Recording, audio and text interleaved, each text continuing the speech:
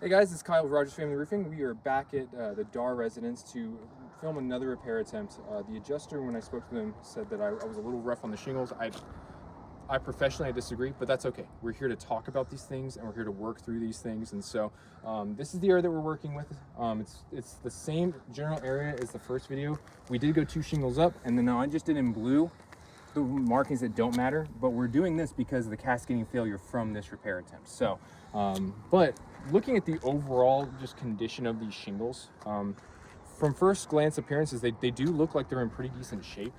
There is minimal granule loss, which is great, but when you actually take a look at the shingles themselves, you do have a couple here that are just delaminated, and they're just very brittle, and you can see anytime the wind's blowing, it's picking this up and dropping it down, granule loss is occurring. Granule loss is not a cause for loss. However, it is, you have to have the granules on the shingles to retain their water shedding capability. So yeah, it's backside. Again, first appearances, it looks like it's in really solid, very stout shape, but that is very, very deceiving. It's right at 50 degrees out today. It is beautiful. I'm already warm. I forgot to roll my sleeves up before we started this thing, but we're gonna press on. So here's the bracketed area in which we are pulling the shingle. So what I need to do first and foremost with this is, I'm even gonna take the roof snake because the adjuster said I need to use one of these. I do have to delaminate all the shingles through here. And I'm being very, very gentle with this. There we go. There we go. There we go. And just from that already, you can see there is granules popping off these things, okay? However, the adjuster that we were working with sent me a video, and he says that what I need to do is instead of coming up from the shingle below, I have to pull the nail head from the top, okay? And so that's what we're gonna show today. Before we get too deep into this, what I am gonna go ahead and do is, let me see if I have another color of chalk here. That's not blue either. It's like a little remnant piece of pink. We're just gonna go and we're gonna mark where all the nails are. So very gently lifting up the shingle. Again, this bracket is the one that we're pulling. Look, there's a nail right there. Okay, going to the next one. Nail here and nail here. Final one here, nail here. We're gonna go up to the next course. Okay, shingle number 4 did not have any nails directly in line with this, but we had to find out. Okay, nail here, nail here. Nail here, and a nail here. Very generous with the nails. So, the video that the adjuster sent me, they first started off by using a putty knife. So, we're gonna attempt to do that. In addition, I do have the roof snake, I have a cat's paw, and I have a very small flat bar right here as well. So, to go through and try and pull this first nail, essentially what the video showed is getting up underneath this nail. Okay, let's see if I can, I don't even know if this is gonna work. It's not even coming. And if anything now, we've just got a very small hole in the shingle from trying to get this underneath this, okay? Manufacturer install instructions state how to install nails properly, which is to make them flush to the shingle. Not overdriven, not proud. And that way the shingles, whenever the tar strips heat up and stuff like that, it leaves as minimal to no gap as possible on these nail heads so the wind has no chance to come through, pick up the shingles, and rip them off, okay? I would consider all of these a proper nail depth install on this. But from what we saw, putty knife doesn't work. Okay, so now let's try the cat's paw, which is my preferred, mostly because it does get very, very thin right here, much like the roof snake, and therefore when we come up underneath these shingles to get these nails, it causes minimal damages compared to a standard flat bar. You can kind of see the differences here between how gradual they reach the termination point at the end. So we're gonna try this one now.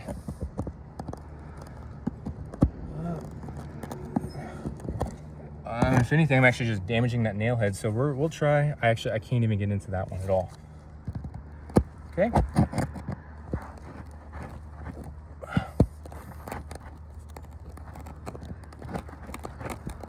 Okay, but looking at this, I'm just gonna hand this nail to my camera guy real quick, which by the way, nail's pretty well deformed. Looking at this though, and let me see if I can get a flashlight in here. we can actually see where we are digging into the shingle in order to get this nail out. This shingle, it doesn't really matter. This is the one we're replacing, but what about the courses above this? But we press on. Okay.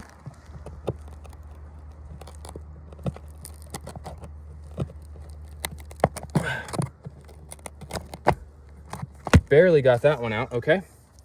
So that's cat's paw. You know what? We'll also then just try the roof snake here, because why not? Which this is actually not how you're supposed to remove these with a roof snake. There is an instructional video that does state you need to come up from below this. But the adjuster has said what he said, so I'm gonna do everything I can to pull this as the adjuster has specified.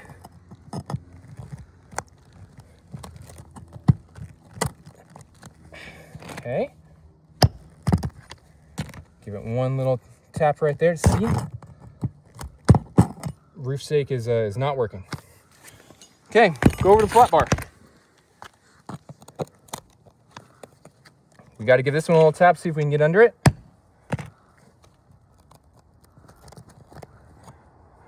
And actually what this is doing, let's see if I can show this here.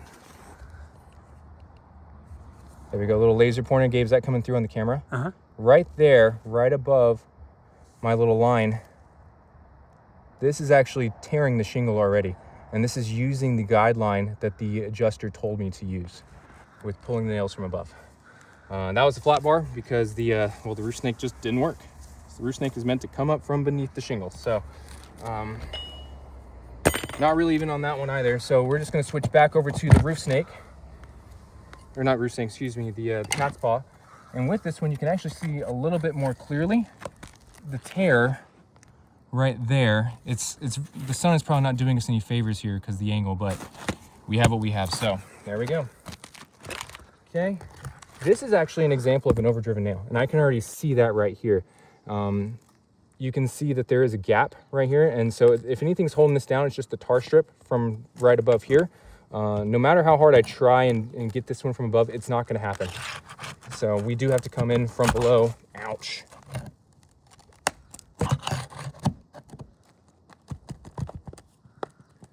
It's right at the drip edge. So I'm trying very hard to be as gentle as I can with these shingles. Okay. Ouch, that hurt. So, okay. First course removed. Next course.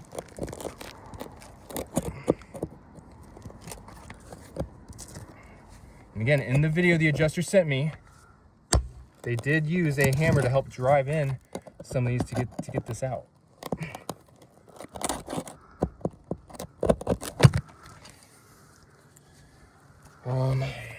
Yeah, this is actually dug into the shingle. And you can see all the old shingle above compared to the new exposed underneath that. So I'll keep it going. This one is going to be tough. Okay. And actually, we have fractured this shingle by doing that, but there's the only way to get this one up. Okay. Woo. Nice catch, Steve. Just for reference, I'm gonna come up underneath this one just to show the difference here. So I'm gonna line up my tool.